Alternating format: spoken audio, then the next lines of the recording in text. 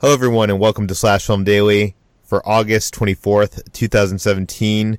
On today's episode, we're going to be diving into the news, talking about Daredevil Season 3, Lex Luthor's role in Justice League, or lack thereof, the Batman existing outside of the DCEU, Tremors TV Series finds a director, the fate of Bad Boys 3, and how Guardians of the Galaxy Volume 3 will set up the future of the Marvel Cinematic Universe. And in the mailbag, we'll be talking about standalone DC stories that Warner Brothers should make into movies. With me on the podcast today are Ben Pearson. Hey, how's it going? And Jacob Hall. Hi. And of course, as always, this is Peter Sciretta. Guys, let's just dive into the news. Today we learned, or yesterday we learned what Daredevil Season 3 might be about. Jacob, what do we know?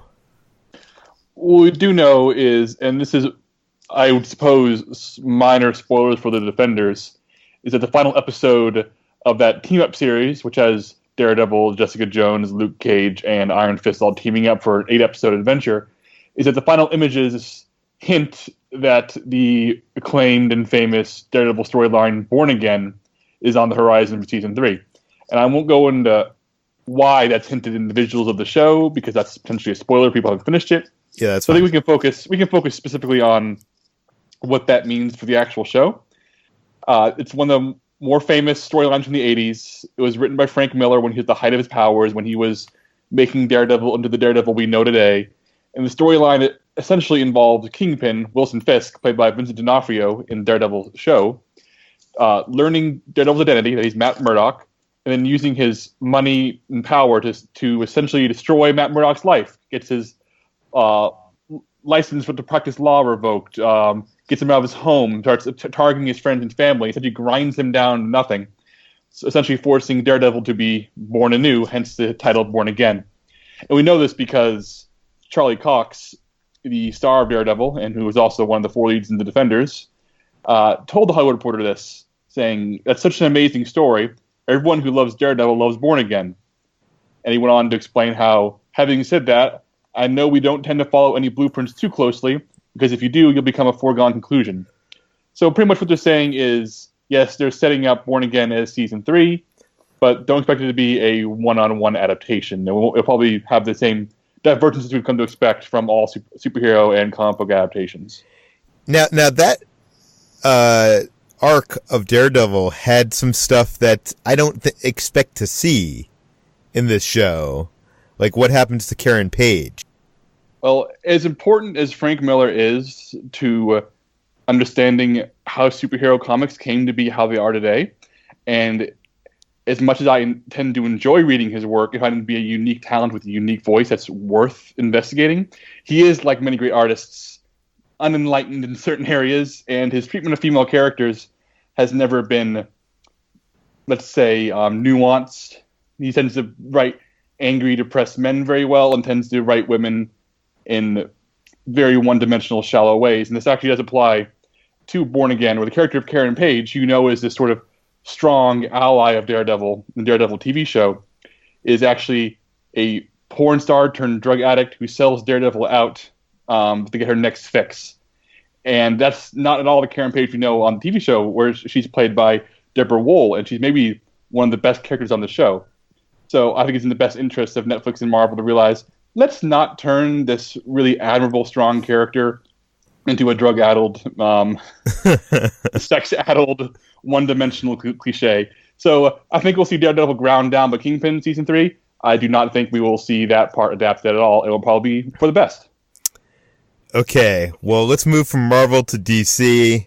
There's a lot going on in DC today. One of the things is rumor that Jesse Eisenberg's Lex Luthor has been cut from Justice League.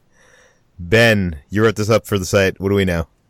A Q&A article at the website Batman on Film. In this article, a fan asked the writer, reporter for that site, how big Jesse Eisenberg's role as Lex Luthor is going to be in Justice League. And this writer responded, he doesn't have one. If he did prior to all of the changes / reshoots, it was cut.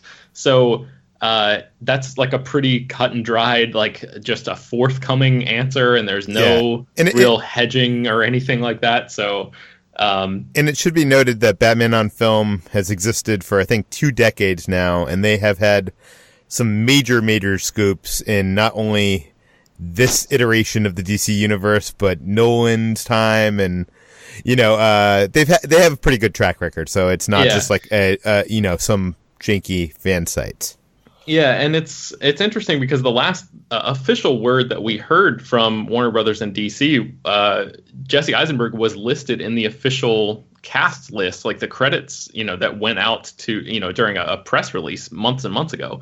And even Eisenberg himself in May of 2016, came so close to actually confirming that he was going to be in it. He was basically saying like, yeah, I'm just waiting for the call kind of thing. Like I'm excited to be back and all this stuff, but he didn't say like I've physically been on the set.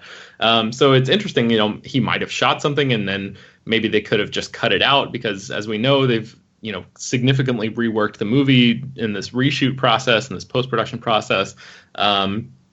It sort of strikes me as a little weird that a major DC character like Lex Luthor wouldn't be in a Justice League movie. There's just something that sounds wrong about that. But at the same time, I'm sort of like, okay, he probably wasn't going to have that big of a role anyway. If it was small enough where he could have been cut out, I'm probably, when all is said and done, going to be glad that he's not in this movie just because I want this movie to be as coherent as possible, especially in the wake of Batman v Superman and Suicide Squad. So if they're able to trim any unnecessary fat, that sounds like a good move to me. No, I agree. And I think them reworking the bad guy storyline of that, going from, a setup for Darkseid to Steppenwolf being the main baddie, probably, left Jesse Eisenberg on the cutting room floor if he filmed anything at all. And we don't know that for sure.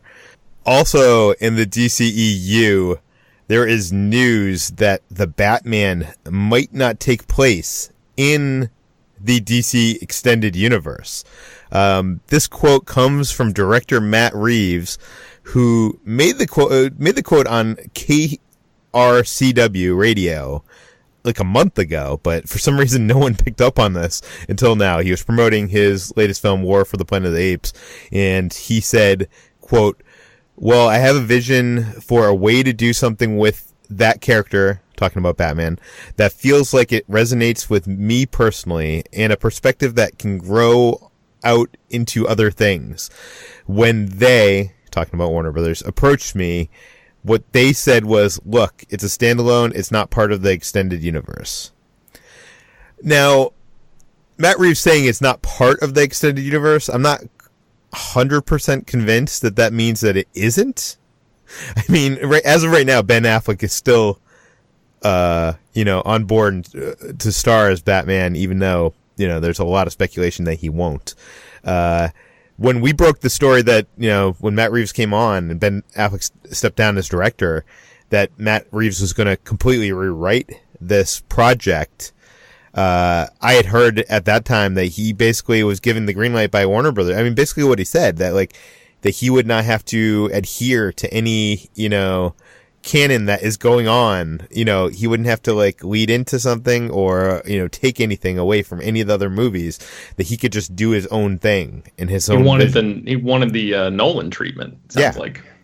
So the question is, does this mean that this is a standalone movie set in the DCEU, or does it mean what he says and that it's not in the DCEU? Ben, what do you think?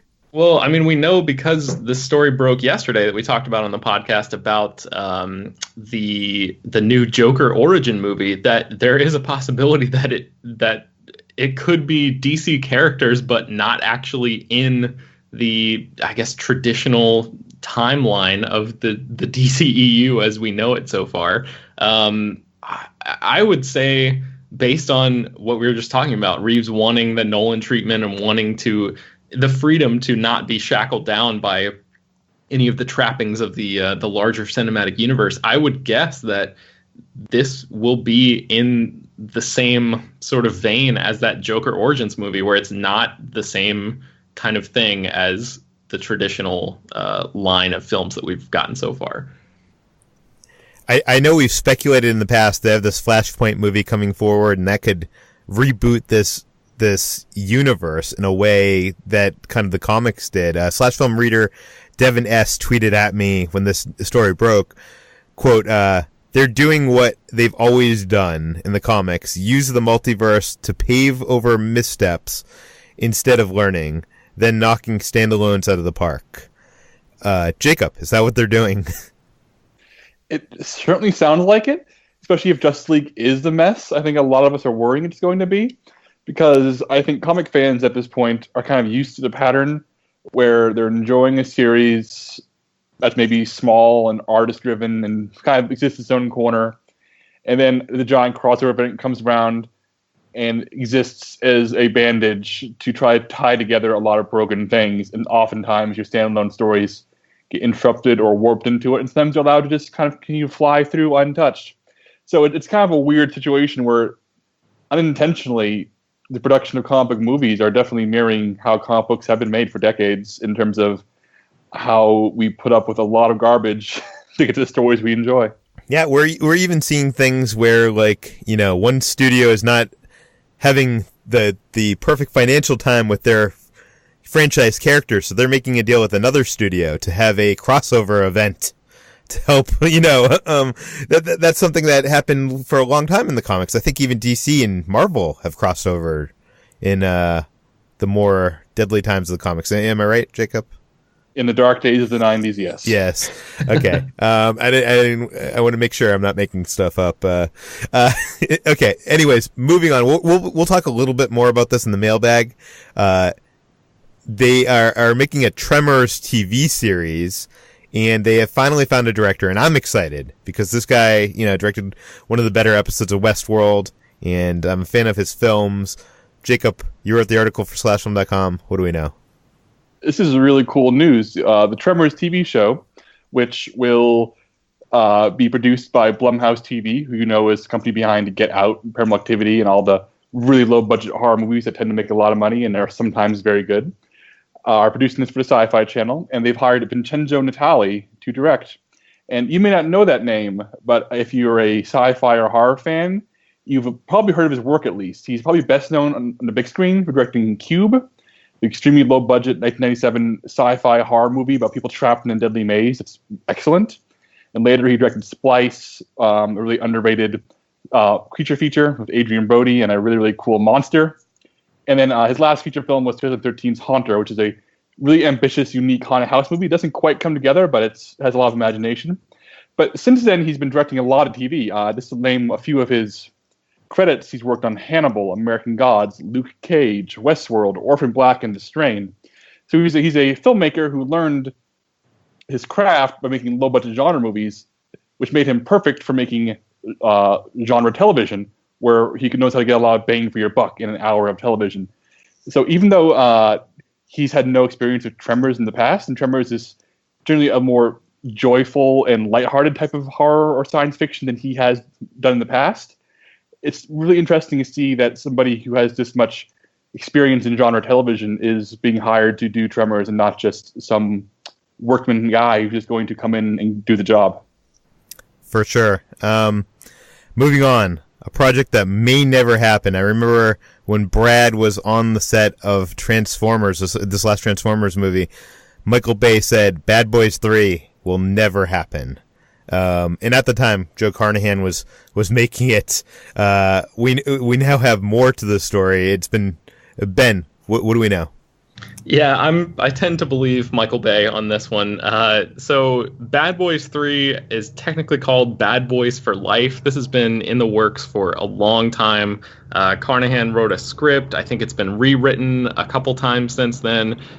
Will Smith and Martin Lawrence are supposedly attached, but it's never really been like officially announced. I mean, it was on Sony's release schedule, but I don't think the movie ever got a real green light. So it's one of those weird projects that's like sort of like just floating there, like waiting for all of the pieces to actually fall into place. And according to Martin Lawrence, he doesn't think they ever will. In a new interview with Entertainment Weekly, he said, "I don't think we're going to get one," talking about Bad Boys 3. Not the way everything's turning out. Will is off doing another movie, and I just don't think it's going to happen.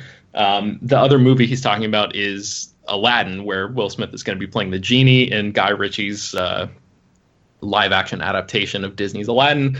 And that seems to be one of the bigger problems with this production, is that they can't really lock down Will Smith, who's obviously a major star and just bouncing from project to project. And that's probably indicative of the quality of the script. If Will Smith isn't interested in doing it, then he's not going to.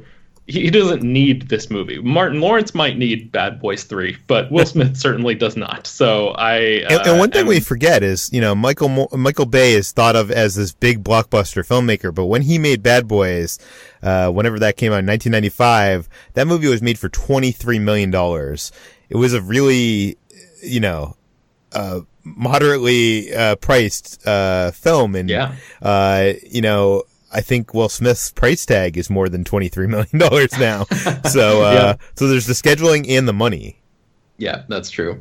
Yeah, so I don't know. I'm guessing that this is just going to be another one of those projects that sort of hovers around for a while and then eventually just falls off entirely. Going back over to the Marvel Cinematic Universe, James Gunn is doing a lot of press. He was on Facebook Live.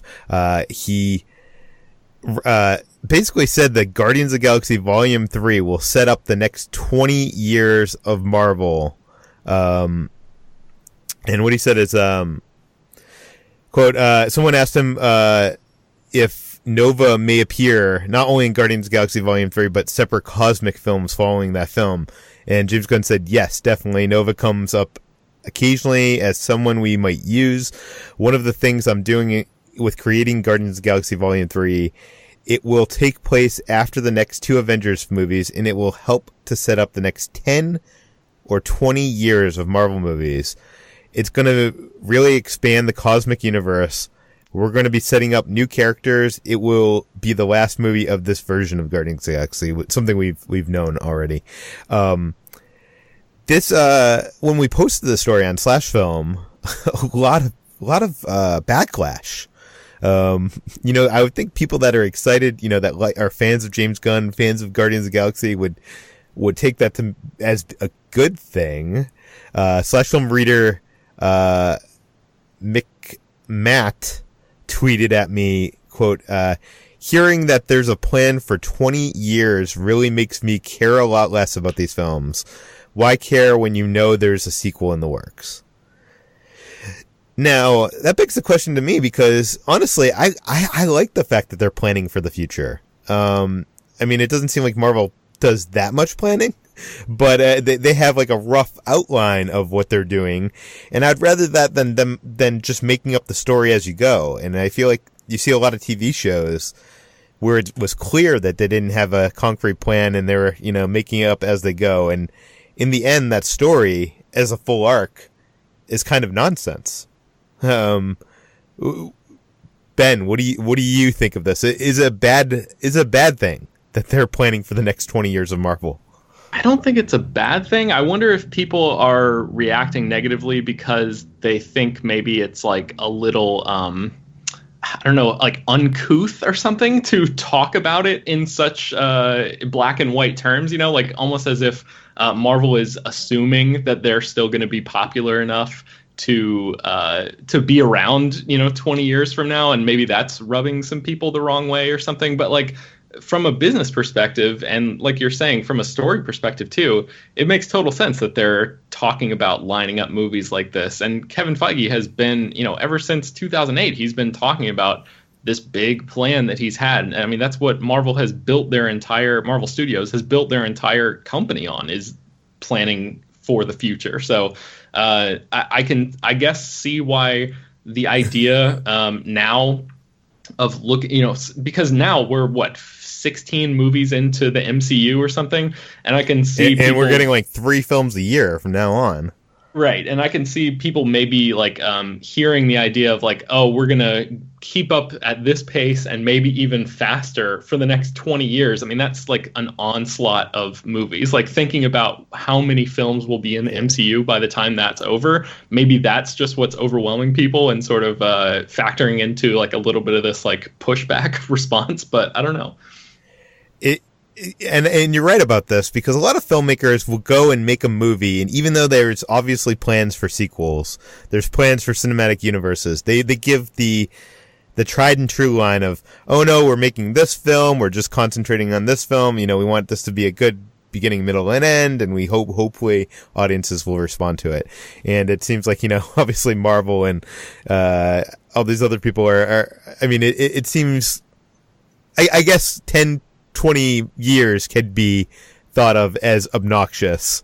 The other interesting thing in this story is James Gunn also mentioned that the awesome mixtape number 3, which spoilers for Guardians of the Galaxy Volume 2, but at the end, Star-Lord gets a Microsoft Zune with a bunch of songs from, we assume, the 90s and 2000s.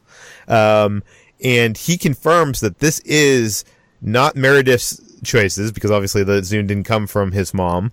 It's her, it was, song choices of Yondu, and it's Yondu communicating with Peter through these song choices, which I think is interesting. Jacob, do you have any thoughts on that? I think it's just a cool thing to know. We'll see if it actually has anything to do with the actual movie. My guess is no. My guess is that it's just the kind of thing that will exist as trivia floating around the making of the film, something that James Gunn can talk about when people inevitably ask him, why'd you pick these songs in 2 years? But I like that James Gunn is thinking about this. I like that he's the type of filmmaker who is actually giving thought to these kinds of details. And it makes me wonder if the effect that Yondu has at the end of the Guardians of the Galaxy Volume 2, which is a huge emotional moment, will linger on beyond the soundtrack.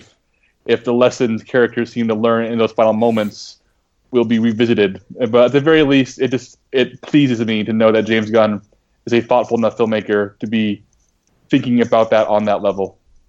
For sure. Let's jump into the mailbag, guys. George from Benacia asks, with Warner Brothers developing a Joker origin story leading to the possibility of non-connected DC films, what other stories from the DC comics would you like to see adapted?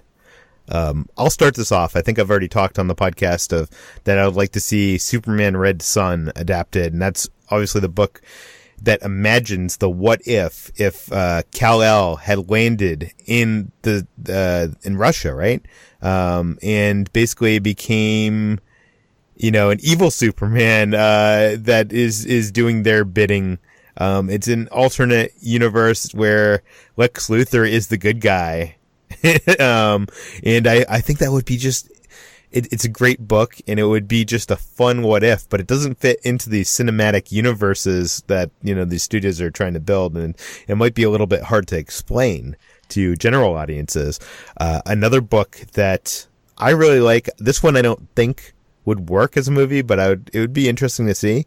Maybe as a TV show, Superman Secret Identity. And this is a book about a guy named Clark Kent who is not Superman. And he's growing up in a farm in Kansas, and it's all about in a world where they believe in, they have Superman comics. And that's as much as I'll say about this. The problem with this book is there's obviously some superhero twist to this, and I don't want to spoil that. And if you were going to sell this as a movie or TV show, you'd have to reveal that. And I feel like that's kind of a big reveal in the book. And lastly for me, Batman Beyond is another one. Did that start as a TV show, Jacob? Do you know? Or is it a comic? I don't have a direct answer to that question. My gut feeling says it was originally an animated show, but they're bigger nerds than me. So yeah. I just assume you know everything.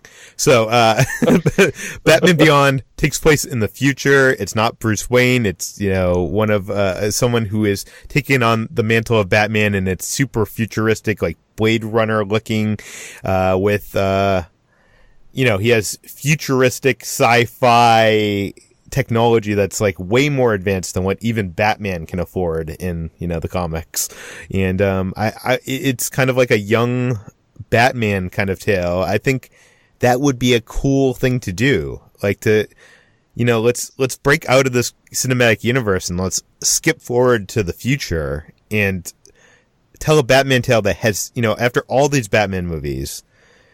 How many Batman films? We have 2 trilogies of Batman films. We have the Batman 66. We have, Batman versus Superman, and now Justice League. After all those stories, why not let's tell something completely different? That's what I would like to see. Jacob, how about you? I picked a trio of comic book storylines that were inspired by today's news, all in unique ways. Starting off, I want to talk about Batman Black Mirror, because we're talking about a Batman story that's disconnected from the larger universe and exists solely on its own. This was a 10-issue storyline written by Scott Snyder and illustrated by Jock and Francesco Francavilla. And I don't want to say too much, but for those of you who want to jump right in, it occurs during a time in the DC universe when Dick Grayson, the former Nightwing and Robin, is Batman while Bruce Wayne is supposedly dead. But maybe one of the best Batman stories ever written. It's very contained.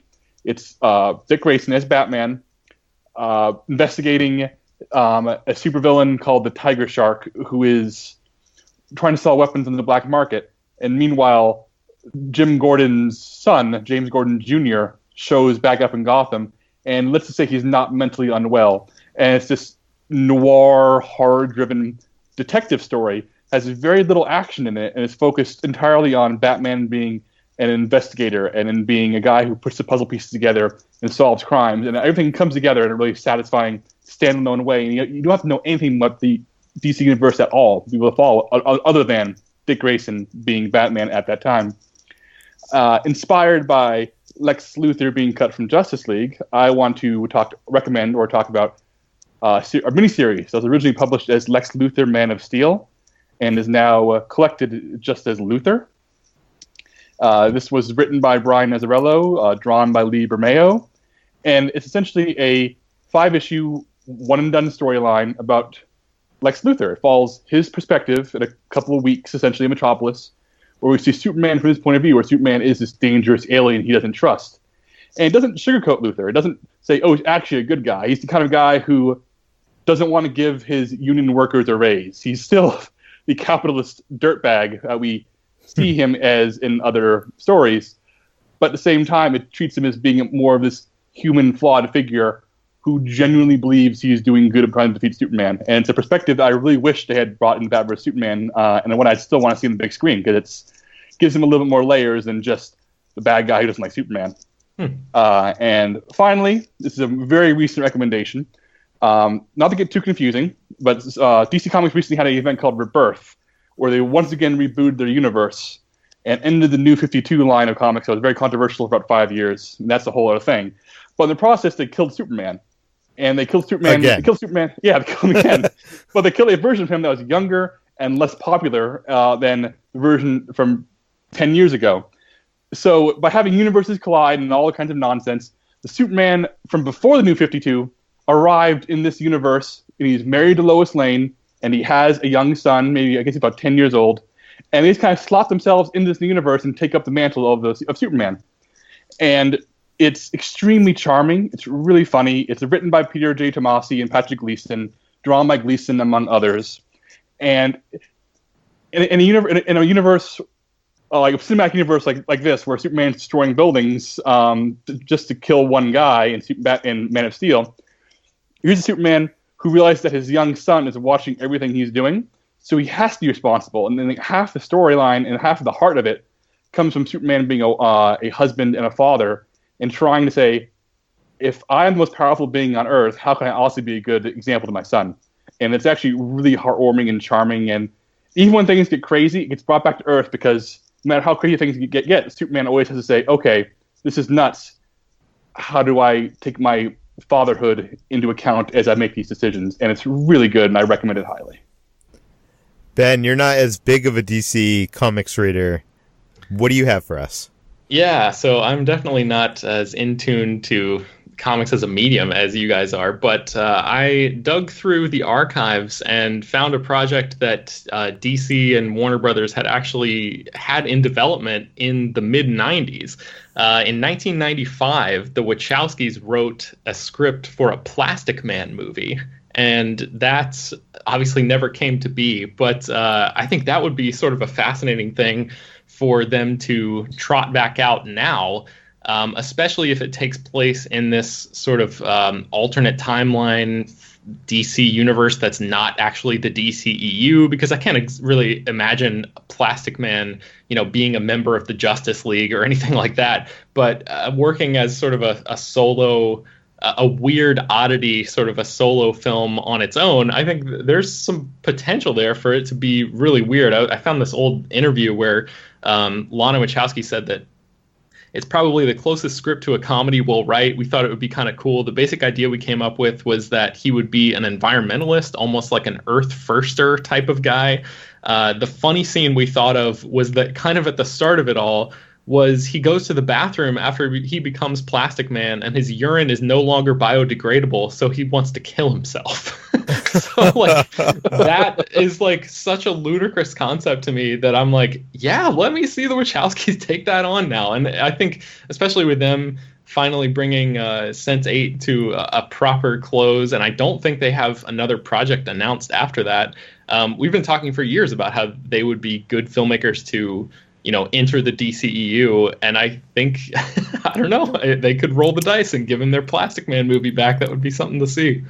And they're Warner Brothers guys, so that I think there's a relationship there. Maybe they can make it happen again. I don't know. Who knows? One other thing I wanted to mention that probably falls out of the contained story, but there was an all-star Superman comic that I read once that I think Clark Kent, as a reporter for the Daily Planet, was going to this maximum security prison that was kind of on this island or something. I'm not sure if you recall this, Jacob, but I think it was like an Alcatraz island, right? And basically the something happened and the prisoners get free, and Clark has to save the day without revealing he's Superman. And Lex Luthor's there, by the way. So see, I'm not remembering all the details. This is coming out. That's interesting. That reminds me. Sorry to cut you off, Jacob, if I was going to, but that reminds me a lot of the that movie called Supermax that never actually came to be, but it was the same sort of concept where Green Arrow, I think it was, is the protagonist, and he gets incarcerated in a maximum security facility with all these supervillains, and he doesn't have his bow and arrow or any sort of powers or whatever, and he has to sort of he's wrongly accused and has to fight his way out. So that sort of, I wonder if that came first or if the comic that you're talking about came first, because it sounds like there's some similar ideas there.